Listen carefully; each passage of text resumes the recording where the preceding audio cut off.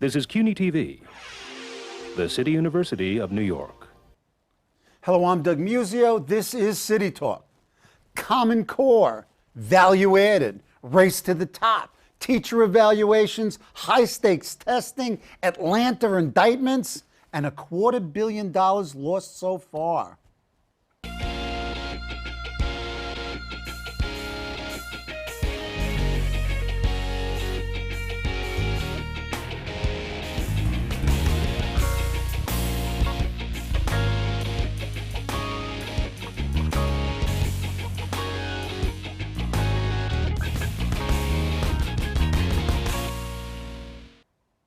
To discuss these topics and the state of public education in New York is Fliegel, a frequent guest here on CUNY TV, on CityTalk on Things Educational. Cy is the president of the Center for Educational Innovation, Public Education Association. He served for 30 years in the New York City public schools as a teacher and as a nationally recognized innovator in East Harlem's Community School District 4. He's the author of the acclaimed and influential Miracle in East Harlem, The Fight for Choice in Public Education.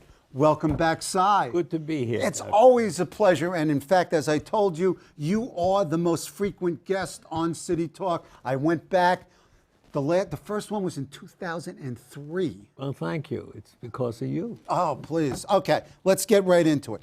Let's start with teacher evaluations. Let's start with the headlines. What's the fight? What's the issue? What's going on? Okay, and it is a fight.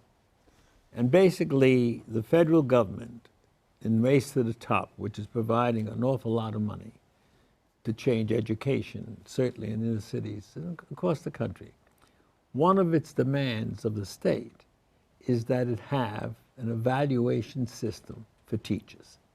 And of course, in New York City, the battle is between the UFT and the department and the mayor, and they won't sign off. So we've already lost $250,000 right off the bat. And could lose up to half a billion altogether. Yeah. Okay. So it's a big issue. It's a big issue here in New York. Why the fight? What is it? Testosterone between Mulgrew and the mayor? What is it? Well, it seems to me that the election plays a role in everything, the upcoming mayoral election.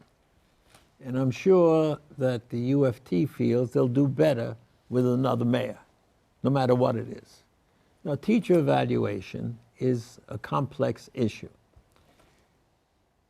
The union usually feels, well, I'm left at the whim of a principal. But that's really, doesn't have to be that way. Mm-hmm. And that they're not talking. You know, they kept getting an extension. They got around 3 extensions over this right thing. And now the governor is going to impose an evaluation system. So you think that they'd get together about this. But one of the things I think, my own view is, it's at the emphasis in the wrong place. Go ahead. I'm for teacher evaluation. I think everybody should be evaluated. I agree. How can a teacher say, I don't want to be evaluated? But what is happening is, Friday's Times, there was a whole article about teacher evaluation in the country. Yep. And basically what the article said was, in those states where they have teacher evaluations and where in the cities where they have them, you still got 98%, 97% of the teachers being okay. So what my thinking is, what really should be happening, we should be going after those teachers that we know are truly unsatisfactory. The guys and gals who were in the rubber rooms, for example. Doesn't take a genius to know who's a terrible teacher. You go ask kids in a school. Oh, well, kids know They will know right away, and they'll never pick the one who lets them get away with murder. They'll say something like, oh, she's good, but she's mean, meaning that she's got high standards and there's a rigor in the class. I've been known he's good, but he's mean. Mean, right, okay. So the union has to, in my opinion, recognize that they have to do something about unsatisfactory teachers.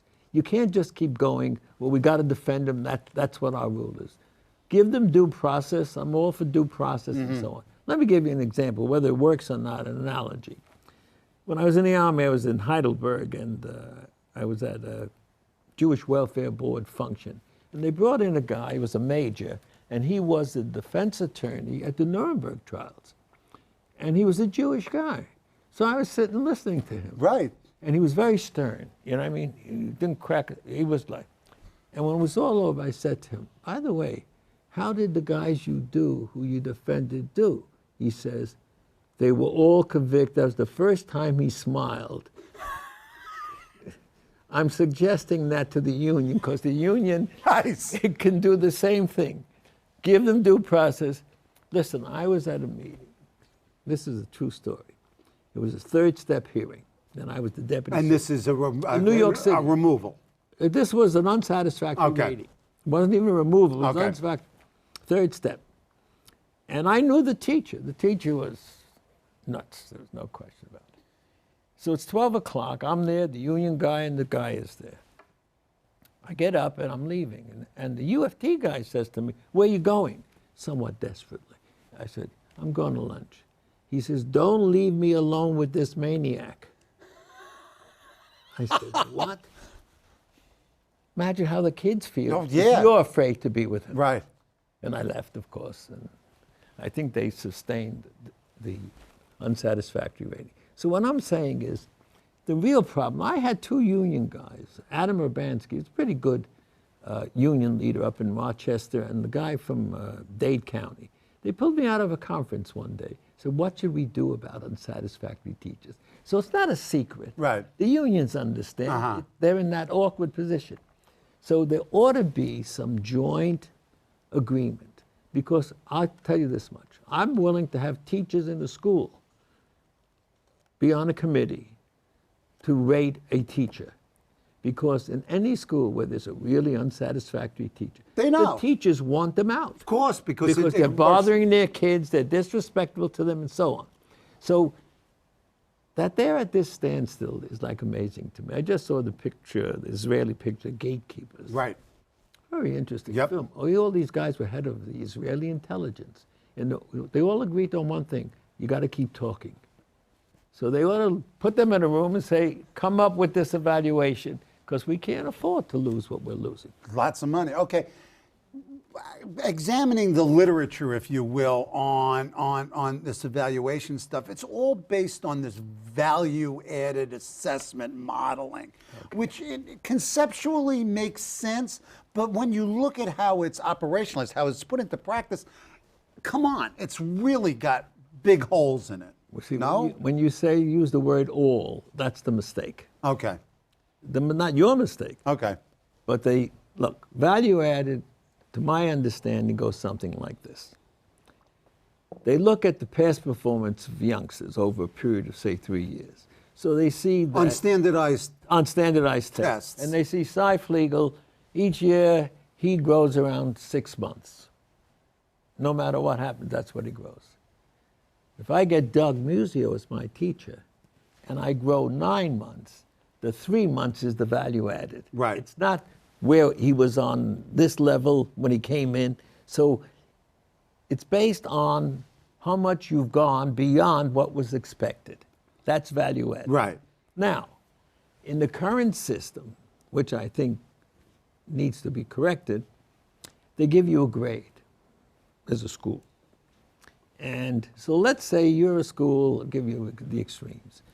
10% of your kids are proficient, right? Suddenly, new principal comes in, does all kinds of things and so on, and 25% are proficient on the test. That guy gets an A. Now, I have some schools in Queens where 100% of the kids are proficient. But if you're going by value added, there's very little room. Right. Or if you got 97%, it's very hard to move those. So you get a B or now, something. So if I'm a stranger coming from Europe, and I look at the grades, I say, oh, here's a school with an A, and I'll go to the school with the A. You will not know that they still only have 25% of their kids as proficient. So that is highly questionable. So in my way, I still don't understand why they don't have 2 grades. There should be one just for performance. If you're 90 plus, like in any other situation, you get an A. and then you can get a grade for value added. So then you would know, I see, these people, there was growth, but they're still way behind. Okay, but going to the nut of this, and that is, yes, value added makes conceptual sense, but it's based on tests that we know. I went back through the scripts over and over and over again. The tests are inadequate. They either are too hard or they're too soft or they're too anything. So you're using a yardstick that just doesn't measure what you want to measure. Well, you're going to see the current test. Well, we want to talk about that. Go ahead, talk about the current test. The current test. This is a state test. State test in math and in reading, but in math, is so difficult that sixth graders are supposedly have to understand algebra. Not only do they have to understand algebra, they have to read well. And on a third grade test, I took the third grade test, I passed it. No, well, that's good. Okay. That's good. Hopefully we could pass the sixth grade one, too. The sixth grade is tough. So in one section, the language, it says evaluate. It says evaluate. So if I were a kid, I'd say, I think this is an excellent question. I want to congratulate the person who made it, and I'd move on to the next one. Right. Instead of saying, do now, this is the example. So I know the kids. In fact, the chancellor himself has sent a letter home to parents this year saying, don't be surprised if your child does not do well on the current state test. And then essentially he says because it doesn't mean anything. Well, it says that they're in for a disappointment. So basically we expect this harder test to drive down numbers.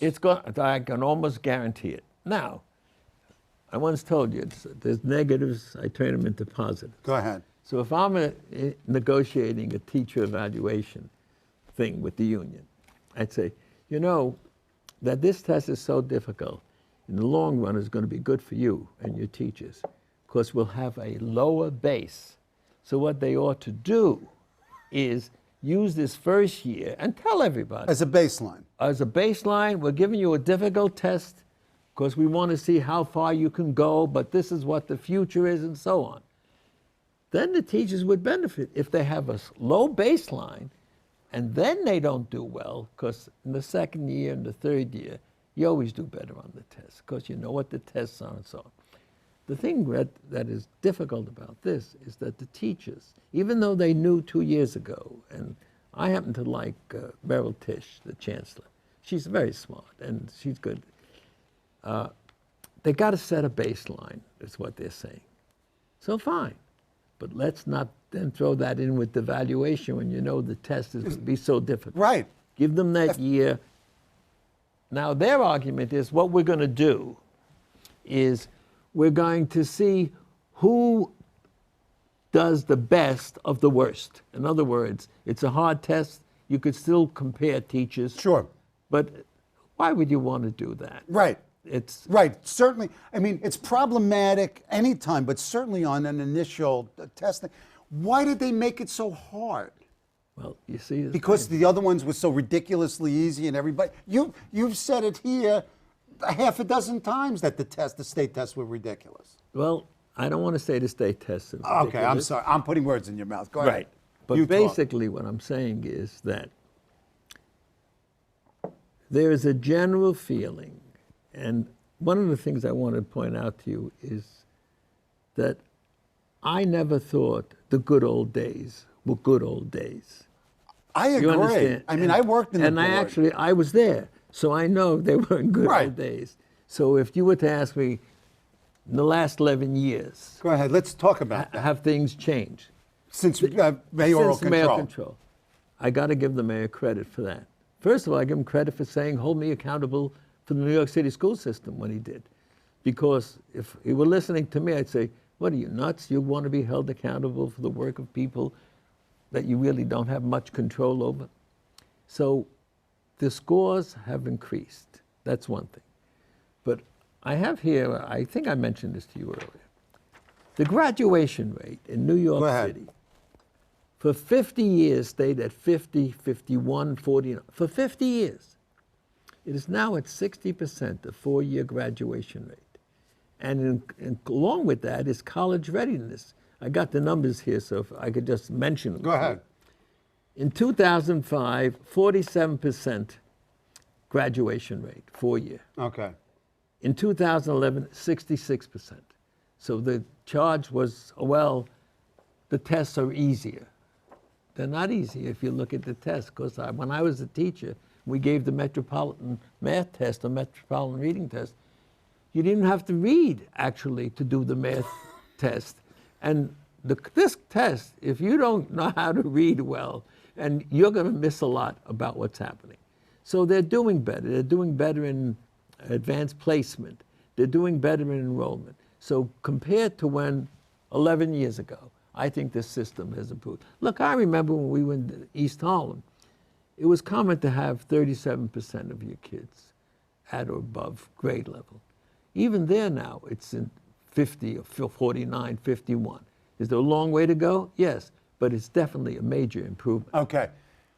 Talking about, I mean, just looking at this chart and being sort of at the receiving end of this, I mean, yes, you're graduating more kids, and then yes, you have more that are college ready, but it almost doubled, but it went from 16% to 29%. Yeah. So only 3 in 10 students So I are agree. college ready. That's why I say So, go we ahead. still have a long way to Yeah. go. But if you're comparing what was happening So it's then, better. It is better. Okay, it's better. It's no Okay, better. let's in a sense break up the regimes. Now, you know, I don't want to put you on the spot, so I've done a lot of my own digging. Go right ahead. My digging and homework. The buzz is that the Department of Education is drifting. It's deteriorating. That there's no leadership at Tweed, and that Dennis Walcott, who I really like personally, is seen as a mayoral puppet. He doesn't have control over his schedule. He doesn't have control over his budget. What's the story in the current regime here? Is the impression there Well, correct? listen, I happen to like Dennis. I think he's a decent guy. But I think this is where the mayoral election comes in Go very ahead. strongly. Whenever there's a change in chancellor and a change in mayor, especially under mayoral control, Right. everybody at 110, it was at the time, and now Tweed, goes into their bunkers. No one makes decisions. People, They don't want to make mistakes. they don't want to make mistakes. People leave. If you notice, you take the system, they lost some very good people. Wow, and at one time they Joel Klein, Yeah. Eric Nadelstern, John White, these were very capable people. So I don't think an organization can take that kind of shock and just stay the way they are. So I think it is caught into this whole mayoral race about change and a new chancellor. So But- people are very cautious. But also it seems as if it's really being run out of the west wing of City Hall, the mayor's side of the building. Well, I guess that's what mayoral control really means. It's, Yeah, but you're neutering then your chancellor, no? well, it's a problem. And don't forget, Dennis was the deputy mayor for education Right. under the mayor. Right. So he has a sense of loyalty to the mayor. There's no question. He's always defending the mayor and Okay, let's look at the field. Let's look at the field. Yes, okay. So you've got the Democratic field and you've got the Republican field. What would you, I'm running, I win, I become the mayor, you come in as my education advisor. What should I do? okay. Well, look, I have a bias. Don't forget, 'cause Well, of I'm course. very much part of The what's system. going on. No, I Yes. understand this. I mean, you've got, Our in some ways, a organization- vested interest We in have this. a vested interest. Sure. But I honestly feel that the current organization makes the most sense because it makes the school the center of change. It empowers principal and empowers schools. Now, the principals who take advantage of the empowerment are doing okay. The ones who are just still used to, they like the old system. You had a nice bureaucracy doing all kinds of things for you and so on, and everyone was self-satisfied. So the first thing I would advise the president is don't jump in and change just because you want to change. You now have a system, for principals anyway, who are accountable for what's happening in their school. And they're given the resources and the training and, I and think everything they, else well, look, to they- allow them to succeed? I think so, because they're empowering them. You can really make decisions, and principals are making. For example, principals now decide who works in their schools. When I was in there in the good old days, I remember. was a UFT transfer. Yep. A guy And showed up in bumping. September, bumped teachers out, and so on. It was crazy. It was So- really irrational. And too much came from the center. Look, the system is too large, 1,100,000. They talk about urban centers. Pittsburgh, again, 24,000 kids in their system. Nothing. Newark, 49. Boston, 51. New York, 1,100,000. It's too big.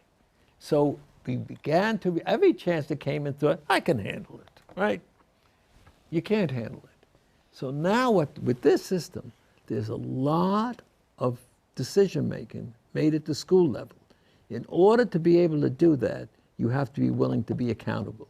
So it's a much more accountable system. Depending on what the measurement is, whereby you determine if there is success or failure or anything in Well, between. now you're coming to, now they're doing, you might ask the question, well, how are they evaluating teams? Good question. Right. Answer it, please. Okay. Right now, New York City has adopted the Danielson One of methodology. the Charlotte Dent. And this is all with this Common Core curriculum Well, yes, standards? but this is what basically she does. Okay, go ahead. Or she recommends. She says observations. There should be observations. But observations should only be dealing with what you see, evidence. Right. In other words, I'm a principal, I come in. Right. Sometimes, look, I've done a lot of evaluation. I've been evaluated. And so I see things, I say, well, I think she should have done that. No, no. What did you see happen? Right. Write that down. The next stage is you meet with the teacher and you have a conversation. And you say, look, this is what I saw. Is this what you were doing? Now, Right. some of them actually do videos and so on with the phones and so on. So that you got a better relationship between principal and teacher that you're trying to help. Mm-hmm. They also encourage peer observations. Let your colleagues come in and see what's happening. Which we do at the university level. That's right. So that's what's beginning to happen here. Now, Danielson has a lot of good points to it. It does. And it's uniform and it's tied into the Common Core because you got this Common Core standards. Which are, what is it, 46 states have adopted That's right. it? And they're not easy. And it's not easy. And is this the way we should be going, establishing a Common Core and working off that Common Core? Somehow, look, I always thought New York State had good standards. Mm-hmm. It's the implementation. Right, That's wrong. Right. All right. So it's the implementation that we got to work on. So I think that this whole evaluation thing has gotten into the wrong situation where it's I won't do it and you won't do it and we won't do it. And the kids are going to get hurt. The city is getting hurt. I mean, this loss of $500 million is serious money. Right. And then there's the recent grant that we had been talking about earlier, this $81 million. Yeah. 6 cities, we didn't get a piece of it. We didn't get any of that. So, excuse me, these are my words. It's the pigheadedness, if you will, of the UFT and the mayor is leading to the situation where we're losing lots of money. That's right. And it's going to be imposed from the outside. Now, do we have any idea what the governor's thinking? Well, obviously, it behooves this union and the city, the Department of Education, to come to their own solution of what this problem is. And I'm saying it is not going to be damaging the way the union sees it because of where they have it, as I said earlier. Still 98% of the teachers are passing and so on. Well, that's a problem in and of itself. That's right. So, but the real problem, I think, is getting rid of the really terrible teachers. And let's say it's 5% or 10%. It's not higher. No, it's not. I mean, lunchroom, you can figure it out. That's right. So that's what and the union's going to have to recognize that they have to do something about it because there's no way you can justify it. Someone says, look, this is a terrible teacher, here's a record, and so on, and you're still protecting them. Now, I think the city has an obligation too. And one of the suggestions I gave these two union guys is, since the city hired these people, right? Right. They have a responsibility, right? Right. And there are a lot of jobs in the city of New York that a college-educated person can do who can't control 32 kids in a class. Right. They ought to offer them other positions, so it's not like you're finished and so on. If they want to do better, fine. But there ought to be a transition. Some of these unsatisfactory teachers could do work in the Department of Transportation and libraries and so on, rather than it's this or you're dead. So What about feeding in? What changes would be appropriate in terms of the funneling in, the feeding into the system? now we come to what the Finnish are doing. Right? Hey, I didn't know we were going international. That's Go right. ahead. But think about it. They say Finland has the best education system in the world. So what do they have? The top 10% graduating college apply for teaching. It's harder to get into a school of education in Finland than it is to get into a medical school. Wow. So you say, why? So the Finns are very interesting people. They're also considered the happiest people in the world. Okay. Because the incentives, the salary differences between a teacher and a doctor are not that great. Or a teacher and an investor are not that great. So pay teachers more? So Or pay doctors less? no, well, I'm sorry, go ahead. no, that's okay. I went to Cuba, which has a very good education system. And the guy said, we pay teachers the same we pay doctors. So me, being the guy, raised my hand. I said, what do you pay a doctor? They said, $9 a month. Right, right. That's not necessarily the best answer. No, but part of it is it's a cultural thing, that who goes into teaching? If you want to change the quality of teachers, there's got to be better incentives, I assume. And it's a lifestyle. Look, you and I are both teachers. We loved it, right? It's a great do. People love to be a teacher, especially if they're a good teacher. So if you eliminate that vast difference of what you can make as a banker, let's say, why not have your brightest college graduates? So, we end the show with a plea to be more Finn-like. That's right. Okay. You're going to have to come back because we've run out of time. We got to talk about the mayoral candidates and what their various proposals are. But as I said, you and I just keep talking. Okay, we could do this forever. My thanks to Fliegel for being on the show. For more information about the Center for Educational Innovation, Public Educational Association, go to CEI-PEA.org. Join me next week when Staten Island's Borough President and Deputy Borough President James Molinaro and Ed Burke will be guests here on CUNY TV. Thanks. Thank you. We could do this for hours.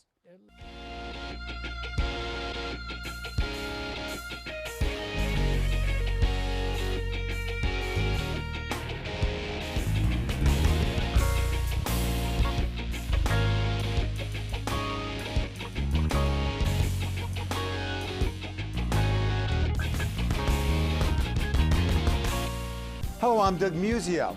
Let us know what you think about this show. You can reach us at CUNY.TV. When you get there, click on the bar that says Contact Us and send your email. Whatever it is. Thanks, no thanks, obnoxious, do it. Send it.